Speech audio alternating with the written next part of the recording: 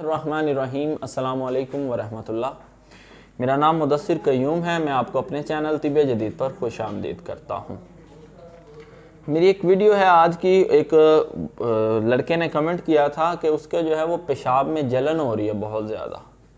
उसके बाद उससे मेरा कॉल पे रब्ता हुआ तो मैंने उससे पूछी सारी चीज़ें। अब पेशाब में जलन हो रही है और पेशाब में रेशा आ रहा है या खून आ रहा है नफ्स में से, ये सारी चीज़ें हैं, ये सारी बातें मैंने उससे पूछी। क्या ये अलामात हैं? अब ये अलामात मैंने उससे क्यों पूछी?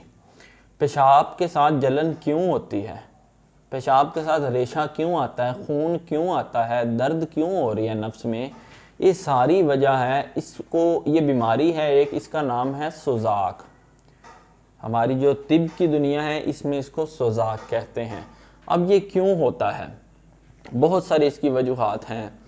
जो इसकी मेजर वजूहात हैं वो ये हैं कि किसी भी ऐसी औरत के साथ सेक्स करना जो बहुत सारे मर्दों के साथ पहले हम बिस्तरी कर चुकी हो, यानी कि बाजारी औरत। उसके रहम के अंदर चूँकि बहुत सारे मर्दों के जरासीम होते हैं, तो उसके साथ जिस वक्त आप बग़ैर कॉन्डम के हम बिस्तरी करते हैं तो जरासीम नफ्स के अंदर ठहर जाते हैं, जिससे अंदर रगों में ज़ख़म हो जाते हैं, तो फिर रेशा आना शुरू हो जाता है और उसका बर वक्त इलाज ना करवाएं तो खून आना शुरू हो जाता है। एक वजह तो होगी ये। दूसरी इसकी वजह अगलामबाजी, किसी लड़के के साथ सेक्स करना। तीसरी वजह किसी गर्म जगह पे, गर्म रेत पे पेशाब करने से भी ये मसला बन जाता है। बहुत ज़्यादा गर्म चीज़ों के इस्तेमाल से भी ये मसला बन जाता है, लेकिन बहुत कम। दो इसकी बड़ी वजह यही है, हम बिस्तरी करना ऐसी औरत के साथ जो बाजारी हो, ऐसी औरत के साथ सेक्स करना जिसको पीरियड्स आए हों, ऐसे, या किसी लड़के के साथ सेक्स करना यानी कि गुलामबाजी। तो ये वजूहात हैं सुजाक की। अगर आपके पेशाब में जलन आ रही है, रेशा आ रहा है या खून आना शुरू हो गया तो आप समझ लें आपको बीमारी हो गई है। उस बीमारी का नाम क्या है? सुजाक। इतनी सी बात समझ में आ गई। ये सारी चीज़ें, मेरी कोशिश होती है कि मैं आपको सारी चीज़ें समझाऊँ पहले। अब इसका इलाज, अगर तो आप इसका बर वक्त इलाज नहीं करवाते तो इसके नुकसानात क्या होंगे? पहले पहले जलन होगी, आपको पेशाब करेंगे दर्द होगा, पेशाब मुश्किल से आएगा। अगर आप इसका इलाज नहीं करवाएंगे तो रेशा आना शुरू हो जाएगा। मज़ीद लेट करेंगे तो खून आना शुरू हो जाएगा। एक वक्त ऐसा आएगा आपका नफ्स डेड हो जाएगा। ऐसे जो मर्ज़ी खा लें, नफ्स में काम नहीं कर रहा।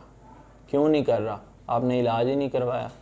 इसका मैंने यहाँ तक मसला बनता देखा है कि बे औलादी तक का मसला बन जाता है सुजाक की वजह से। तो मेरी आपसे यही रिक्वेस्ट है, अगर किसी को मसला बन जाता है तो इसका इलाज आप बर वक्त करवा लिया करें, इसको डिले मत करें। परहेज़ इसके साथ होता है गर्म चीज़ों से, तलाई वाली चीज़ों से, घी से, मसालेदार चीज़ें, सुरख मिर्च, इन सब चीज़ों से परहेज़ करना होता है। कोई भी ऐसी चीज़ जो गर्म तासीर रखती हो वो नहीं खानी।